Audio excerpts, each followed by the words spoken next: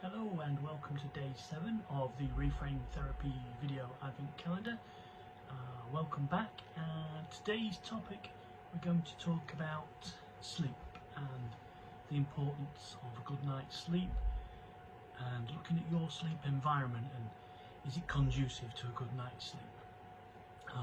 Now, the pace of modern life really does make getting a good night's sleep quite difficult, but ensuring that you do is so important. It's important for your health, just as important for your health as good diet and good exercise. Sleep can help to improve your brain function. We know that it improves your mood and your health, so we can see why it's so important. Also, a good night's sleep can reduce the risk of any serious health conditions, heart disease, stroke, obesity, dementia. All of these things, the risk of these things can be reduced with a good night's sleep. Some people, it's not just about the quantity, it's the quality. So particularly people who work night shifts, unusual hours, they can struggle to get a good night's sleep. Anyone who's under a lot of stress, we know that can disturb your sleep. It's about getting good quality, undisturbed sleep. And we know that while we're asleep, our brain function changes. It starts to act a bit like the kidney. It filters out a lot of the rubbish running through the body and running through the mind rather, and filters it out and gets rid of what it doesn't need. Sleep is fundamental for maintaining good physical and mental health. It allows the brain to process, consolidate memories, regulate emotions, and restore body's energy levels. It's just like your phone.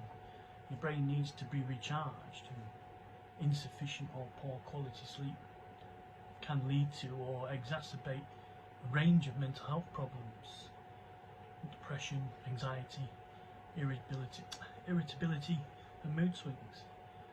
So without sufficient sleep, the brain gets drained. It becomes harder to respond effectively to difficult problems, difficult thoughts, feelings and situations. So how do we get a good night's sleep? It's important to ensure that the environment is conducive to a good night's sleep. So we've got a bit of a checklist for you now. I'll put a graphic together and pop that in the Facebook page. But essentially, some of the things that you can do to ensure you get a good night's sleep is getting up at the same time each day, every day. Regular waking times can lead to regular sleeping times and regular sleeping patterns. Get enough sleep. Make sure that you're getting a good 7 to 9 consecutive hours every night. Use your bed and your bedroom just for sleeping. Get rid of any phones, TVs, music.